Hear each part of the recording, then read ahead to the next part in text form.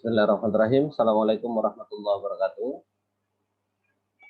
Waalaikumsalam warahmatullahi wabarakatuh. Selamat sore, apa kabar semuanya?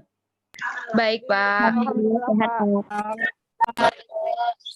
Ya, kita bertemu lagi di sesi bimbingan online ini ya. Baik, untuk mengefisiensi waktu kita langsung saja ya. Silakan yang ingin menyampaikan sesuatu.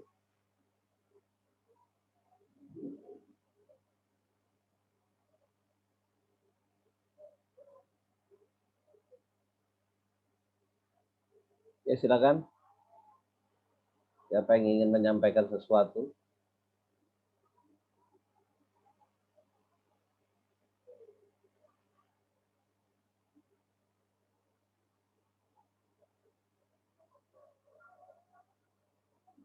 Ya, mandiri kok dikit banget ya.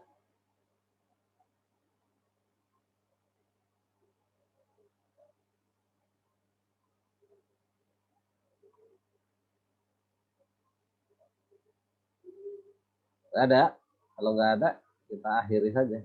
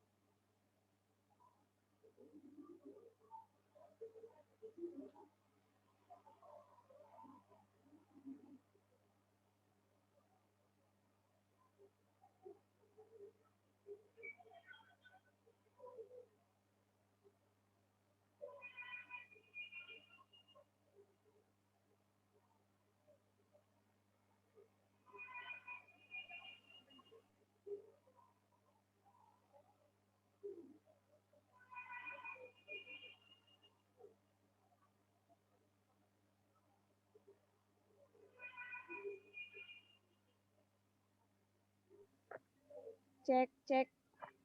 Ya. Pak, Anggun mau nanya boleh, Pak? Ya, silakan. Nih, kan Anggun ditempatkan di kantor, Pak. Nah, kebetulan aku disuruh gantiin Ibu itu, Pak, yang administrasi produksi, Pak. Dia cuti dari tanggal 6 sampai tanggal 27, Pak. Ya. Nah, itu kemarin perasaan Bapak ada ngomong deh yang bagian produksi-produksi gitu, Pak. Terus mau diapa, Pak? Apa? Ya terus gimana? Loh, terus gimana? Iya, Pak. Mau Ya, dimasukin laporan apa gimana? ya iya Yang dong. Bapak. Ya iya kan sekarang kan yang dimasukkan ke laporan itu tentunya apa yang kamu lakukan, apa yang kamu amati, apa yang kamu observasi, kan begitu. Ya. Nah, itu kayak alurnya apa gimana, Pak? Ya, seperti apa kamu nanti melaporkan bagian gudang, ya seperti itu juga. Gitu. Ya, apa yang kamu dapatkan di situ? Misalnya bagaimana pekerjaan divisi produksi itu, ya. Apa kerjaan administrasi produksi di situ, ya apa saja yang dicatat misalnya kan. Nah, kalau di sana ada hitung menghitung misalnya apa yang dihitung gitu kan. Nah, itu apanya, terus apa saja yang laporan yang diterima, apa saja laporan yang dibuat, apa saja laporan yang harus disampaikan gitu loh. Ya. Misalnya administrasi produksi ini di kantor kebun kan? Iya, Pak. Nah, tentunya kan apa yang data apa yang mereka terima setiap harinya dari Afdeling misalnya. Misalnya Surat taksasi panen gitu ya. Iya, Terus, taksasi. terus berapa realisasi panen kemarin gitu ya. Iya. Nah, seperti itu. Terus eh, kan dengan taksasi dan realisasi ini kan nanti kan ketahuan nih, apakah hari itu plus atau minus gitu loh. Iya Pak, iya. Nah, ya kan. Nah ini kan nanti data ini kan akan diolah oleh divisi administrasi produksi ini untuk kemudian dilaporkan kan gitu ya. Nah itu bentuk laporannya itu seperti apa ya, terus yang akan menerima laporan itu siapa gitu. Ini datanya ini dilaporkan ke siapa misalnya. Nah, itu kan harus tahu. Jadi prosedur pelaporannya seperti apa kan gitu. Ya, sebelum dilaporkan kan pasti ada validasi data gitu ya. Iya, Pak. Nah, yang memvalidasi itu siapa gitu loh. Ya. Nah, itu kan seperti itu.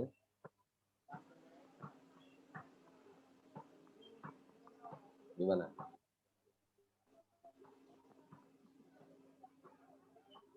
Ya intinya ya apa sih yang kamu lakukan di sana gitu loh. Apa sih kerjaan administrasi produksi itu? Ya itu yang harus kita tuliskan nantinya gitu. Iya, Pak. Banyak, Pak. Ya iya banyak. Memang banyak, kalau nggak banyak nggak mungkin jadi kerjaan gitu loh. Iya, Pak. Kalau nggak banyak ngapain kamu taruh di situ? Kan orangnya kalau nggak banyak orangnya cuti ya cuti aja kan gitu. Iya. Masalahnya kan pekerjaan itu harus tetap dilakukan walaupun PIC-nya cuti gitu loh. Nah, apa saja sih yang sudah kamu dapat situ? Udah berapa hari di situ? Dari tanggal 6, Pak. Nah, Udah ngapain aja? seminggu. Nah, ngapain aja di situ? Input SP, surat pengantar buah, terus laporan pemungutan, produksi, estimasi, banyak, Pak. Ya. Terus ada data-data statistik itu loh, Pak. Udah. Jadi alur ceritanya lah kan itu ya. Iya, Pak. Data itu dari siapa dan kemudian sampai di kantor kebun itu diapakan ya. Nanti Iya, Pak. hasilnya seperti apa, kemudian hasilnya itu diapakan gitu loh. Iya, Pak. Baik. Nah, apalagi? Ya, itu aja, Pak. Soalnya kan kemarin kan ada yang di bagian produksi. Jadi bingung, Pak, apa yang mau dibikin ke laporan gitu, Pak. Ya, sama seperti yang lain ya. Nanti kamu misalnya di HRD atau di accounting ya sama. Yang mau dilaporkan itu yang apa yang mau ditulis di laporan itu ya sama gitu. Ya, Akunting udah, Pak. Kenapa? Akunting udah. Nah, sudah. Apa yang mau dilaporkan? Nerima laporan dari pembelian, dari itu kan, Pak. Iya. Baru jadi pembukuan. Ya, terus diapakan kan gitu ya. Iya. Ya udah. Jadi secara garis besar ya sebenarnya di setiap divisi apapun itu yang pertama harus kita tuliskan itu adalah job description ya, ataupun uraian tugas dari divisi tersebut gitu. Ya kan? Nah, misalnya bagian accounting, apa tugas-tugas bagian accounting itu? Nah, itu tadi menerima ini, menginput ini, ya kan, membuat laporan ini, kan gitu. Nah, itu yang pertama. Yang kedua, fungsi-fungsi apa yang ada di bagian atau di divisi tersebut. Saya tadi fungsi fungsi pembukuan, ya, fungsi pelaporan, ya, fungsi apalagi, ya apalah yang ada di sana gitu ya. Ya seperti di gudang itu kan ada fungsi penerimaan barang, fungsi penyimpanan barang, fungsi pengeluaran barang, kan begitu ya. Nah, itu fungsi namanya. Nah, nanti di bagian-bagian lain itu juga sama, fungsi-fungsi apa yang ada di situ. Nah, kemudian yang ketiga adalah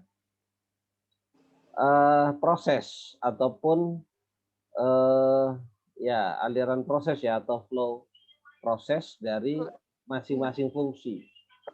Ya, jadi kalau kita di gudang ya, untuk yang paling gampang itu di gudang pada fungsi penerimaan barang itu prosedurnya seperti apa? Ya pertama barang datang, kemudian dicek apanya kan gitu kan, divalidasi oleh ini, kemudian dicek apanya, divalidasi oleh ini, kemudian dilakukan begini, kemudian begini, itu kan proses namanya ya, alur cerita. Itu aja sebenarnya yang paling pokok ya, yang paling pokok di situ. Jadi pertama tadi apa saja apa saja ruang lingkup pekerjaan yang ada di sana. Yang kedua adalah fungsi-fungsi apa yang ada di sana. Yang ketiga itu adalah apa tadi? Proses ya dari setiap pekerjaan yang ada di situ. Nah, barulah nanti setiap selesai kamu ceritakan setiap fungsi tadi ataupun prosesnya, baru kamu bahas, kamu ulas. Ya, berdasarkan teori yang kamu pelajari itu, bagaimana proses itu? Ya, misalnya proses penerimaan barang, ya. Nah, bagaimana kamu bandingkanlah dengan apa yang kamu pelajari. Ya, apa bedanya gitu loh. Ya, dan kenapa itu berbeda? Nah, makanya tadi ketika kamu melihat sesuatu dan kamu rasa ada kejanggalan, kan itu harus kamu tanya gitu loh. Kok gini Pak kan gitu ya. Makanya kenapa dikatakan kalian itu salah satunya adalah membandingkan teori dan praktek. Nah, kalian sudah pelajari teorinya. Begitu melihat prakteknya itu seperti itu, ada nggak hal yang berbeda dari apa yang sudah kamu pelajari selama ini? Nah, setiap ada perbedaan seperti itu, cari tahu kenapa bisa seperti itu. Gitu loh. Ya, ke siapa harus kita ya kejar, cari tahu. Jadi kalau ditanya nanti kenapa berbeda, ya kamu bisa jelaskan, ya kan? Nah, tinggal sekarang apakah perbedaan tadi itu menjadi masalah atau tidak, ya kan? Menjadi masalah atau tidak? Kalau memang membuat pekerjaan itu menjadi lebih mudah, lebih baik, ya bagus kan gitu ya. Tapi kalau ternyata menimbulkan masalah, berpotensi menimbulkan masalah misalnya, nah itu ya apa kira-kira solusi yang bisa kamu tawarkan? Ini kan ada usulan nanti di situ. Ya, contohnya gini kan, orang ngambil barang, yang menurut teori kamu pelajari itu kan dia harus buat bon permintaan barang dulu, gitu ya. Buat bon permintaan barang, kemudian kita divalidasi oleh apa namanya penanggung jawab divisi ya, asisten misalnya. Kemudian diminta persetujuan ke KPU dan manajer, ya kan? Kemudian dibawa ke gudang, kemudian dicek oleh kepala gudang, ya lihat stoknya ada kan gitu ya. Lalu kepala gudang menyetujui dengan memvalidasi, baru kemudian dikeluarkan barang itu oleh petugas gudang, ya ditandatangan oleh penerima barang. Nah misalnya seperti itu kan, apa namanya yang kamu pelajari. Nah namun ketika di sana orang datang minta barang nggak bawa bon misalnya, ya kan nggak bawa bon, barangnya dikasih. Nah ini kan itu kan berarti kan berbeda gitu ya.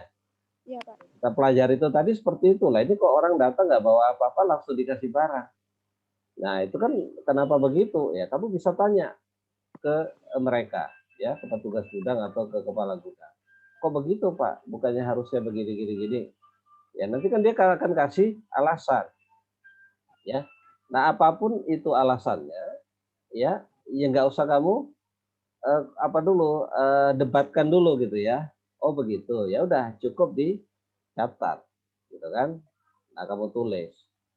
Nah, lalu kamu nilai apakah perbedaan yang tadi itu akan menimbulkan potensi masalah di belakang hari atau tidak. Ya, misalnya berpotensi terjadinya selisih barang karena tidak ada bukti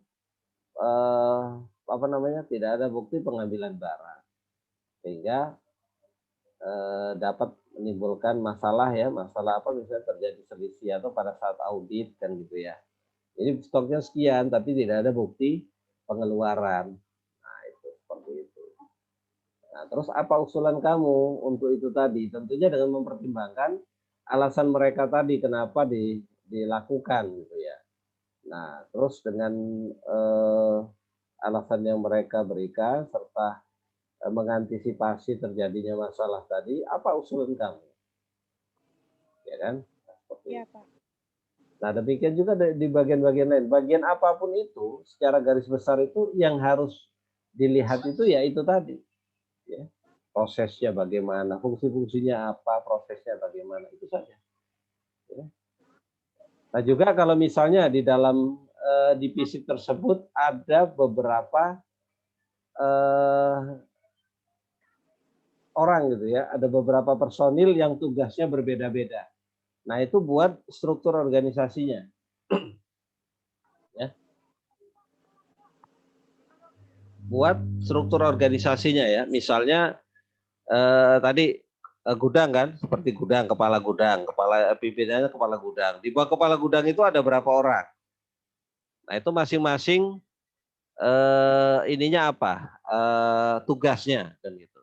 Masing-masing personil yang ada di gudang tadi itu tugasnya apa? Misalnya ada petugas BBM gitu ya, petugas pupuk misalnya, ini petugas ini kerani gudangnya misalnya. Nah, itu tugasnya apa masing-masing. Nah, seperti itu. Ya, jadi tapi kalau misalnya di divisi itu hanya ada satu orang, ya nggak perlu dibuat struktur organisasinya.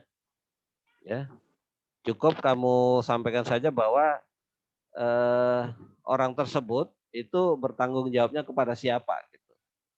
Ya, contohnya kayak di payroll misalnya kan, peran di payroll di bagian bagian HRD itu nanti misalnya ada sorry bukan HRD, apa misalnya kayak produksi lah, produksi ada berapa keraninya? Satu, Pak. Yang satu, berarti ini nggak perlu ada struktur organisasi. Accounting ada berapa? Akunting satu juga. Satu, berarti nggak perlu ada struktur. Ya. Di gudang ada berapa? Gudang 2, Pak. 2. Nah, itu kan jabatannya beda kan? Iya, kepala Ya, sama satu kerani. sebagai apa, yang satu sebagai apa. Iya, Pak. Nah, gitu. Nah, itu buat strukturnya gitu loh.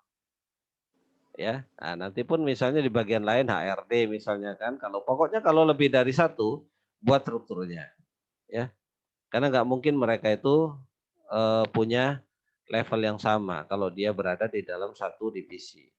Pasti yang satu lebih tinggi Oh, iya. daripada yang lainnya. Ada, Pak. Bagian penggajian. Personalia penggajian kan, Pak? Ya. Nah, itu ada 2, Pak.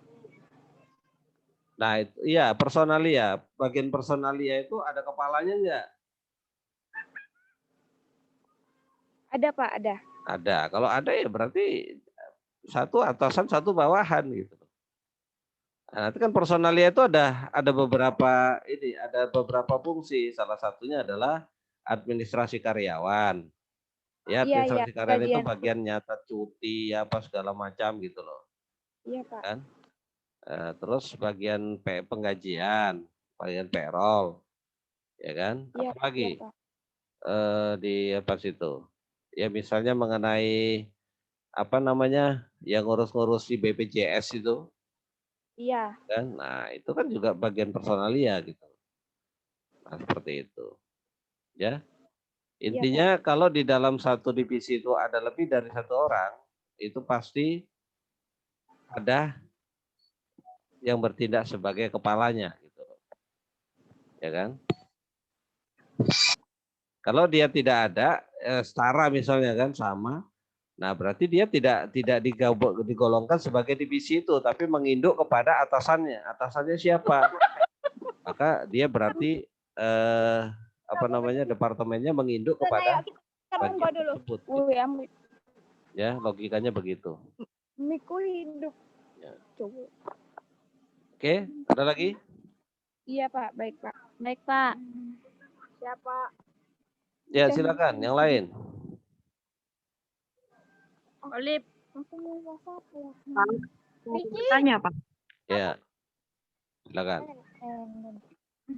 Olip. Jadi gini, Pak. Kami kan Taruh aku matiin. melakukan evaluasi. Mengambil manajer. Nah, beliau tuh bilang katanya kita itu harus menguasai kayak di kasir, terus di payroll kayak gitu kan Pak, semuanya. Terus tapi waktu itu kan kata Bapak kita harus fokus ke gudang dulu. Nah, Ya. saya kan tadi sudah jelaskan begitu juga kan Pak, kami manajernya kita harus ke gudang dulu. Tapi kata beliau, beliau tuh menyarankan katanya kita tuh harus paham semua, katanya kayak gitu Pak. Itu solusinya gimana Pak? Iya, kan tadi kan fokus itu kan bukan berarti mengabaikan yang lain. Kan ada prioritas gitu loh. Ada prioritas, ya. Nah, situ kan sudah saya beri apa namanya silabusnya itu durasi waktu untuk masing-masing aspek yang harus kalian pelajari itu berapa lama. Dan itu sudah mencakup semua ya, semua bagian yang harus kalian pelajari di sana. Kan begitu. Nah, sudah ada di situ. Nah, cuman itu tadi ya, dalam pelaksanaannya ya, apakah perusahaan mengizinkan kita atau memberikan kesempatan kepada kita untuk melakukan itu semua atau tidak? Kan gitu. Kalau memang tidak semua bagian itu kita diberikan kesempatan, maka prioritaskanlah pada bagian yang nantinya kalian akan dilakukan uji kompetensi gitu loh. Ya. Nah, kalau perusahaan mengatakan kalian harus tahu semua, ya berarti dengan kata lain mereka harus memberikan kesempatan kamu untuk bisa masuk ke semua bagian itu gitu. Ya kan? Ngerti maksudnya? Ngerti Pak? Ya. Nah, tinggal sekarang ketika kamu itu katakanlah saat ini sedang ditaruh di bagian administrasi, ya. Berarti di lain waktu ya kalian harus diberikan kesempatan ke bagian gudang tadi gitu loh. Kalau tadinya misalnya bagian gudang atau persediaan itu kalian belum diberikan kesempatan ya, masih harus suruh pelajari bagian administrasi. Ya udah, berarti nanti di waktu yang lain kalian harus meminta untuk ditaruh di sana gitu. Karena tadi kan sudah jelas dikatakan bahwa kalian harus tahu semuanya ya. Jadi jangan sampai ketika kita mengiyakan ditaruh di bagian administrasi atau di bagian lain gitu kan di luar dari gudang. Nah, pas ujung-ujungnya di sana waktu mau taruh di gudang nggak dikasih kesempatan. Nah, ini kan namanya PHP kan gitu ya. Nah, itu. Jadi kalian harus bisa jelaskan itu gitu loh. Ya. Prioritas itu artinya itu harus. Makanya kan saya katakan ada yang harus, ada yang tambahan kan gitu kan. Ada yang wajib, ada yang sunnah gitu. Nah, kalau memang mau yang sunnah duluan ya silakan. Kan nanti kan tetap mengacu kepada kebijakan perusahaan. Perusahaan itu menempatkan kita itu apakah di rolling ataukah apa namanya terkumpul di satu tempat dulu baru kan bergerak bersama. Nah, itu kan perusahaan yang akan mengatur gitu loh. Ya kan? Nah, kalau memang posisinya nantinya di rolling, ya kalian harus memastikan bahwa setiap dari kalian itu bisa masuk ke semua bagian yang ada gitu loh. Ya, seperti itu. Ya, fokus itu bukan berarti mengabaikan yang lain ya. Saat ini fokus di situ dulu. Tapi kalau perusahaan mengatakan enggak kesini aja dulu biar enggak ngumpul gitu kan, ya silakan. Ya silakan, enggak masalah. Itu aja sih. Ya. Nah ini kan tujuan saya menyampaikan ini supaya yang lainnya itu kan belum tentu mendapat perlakuan seperti kamu gitu loh. Tadi kan di kamu dikatakan harus belajar semuanya, tapi kan di tempat lain belum tentu seperti itu. Ya di tempat lain mungkin udah deh di gudang aja nggak usah kemana-mana kan bisa aja begitu kan. Nah jadi makanya kalau saya bilang kalau bahasa harus itu dari saya, nah, nanti kalian yang repot kan gitu ya. Tapi kalau bahasa harus itu dari pihak perusahaan ya kalian bersyukur harusnya. Ya kan kenapa? Oh ternyata aku akan diberikan kesempatan untuk belajar semuanya. Kan begitu. Ya. Ya ada lagi? Pak, mau nanya lagi boleh nggak Pak? Ya silakan. Tadi kan kata Bapak kan kita harus tahu gitu kan Pak, harus ngikutin perusahaan gitu Ya. kan Pak. Nah, kemarin tuh kita juga pengennya kayak gitu, tapi pihak gudang minta kami untuk apa? Untuk membantu Pak memilih antara apa? Kode lama Pak atau kode IMAS. Nah, karena sedang mau diadakan audit Pak hari Selasanya itu kan, hari Selasa kemarin. Beberapa hari Pak. Jadi kami fokusnya ke situ dulu Pak. Jadi untuk kayak payroll kayak kasirnya ditunda Pak. Kayak gitu. Ya nggak masalah. Kembali kepada tadi ya, perusahaan itu cenderungnya seperti apa? Apakah ini dulu atau itu dulu atau dibagi atau gimana? Itu kan mereka yang akan menentukan, mengatur gitu ya. Oke, sebelum kita lanjut, ini nampaknya Zoom-nya akan putus. Nanti begitu putus silakan join lagi dengan link yang tadi ya. Ya, jadi nggak perlu pakai link baru gitu. Ini tinggal kurang dari 1 menit lagi putus gitu ya.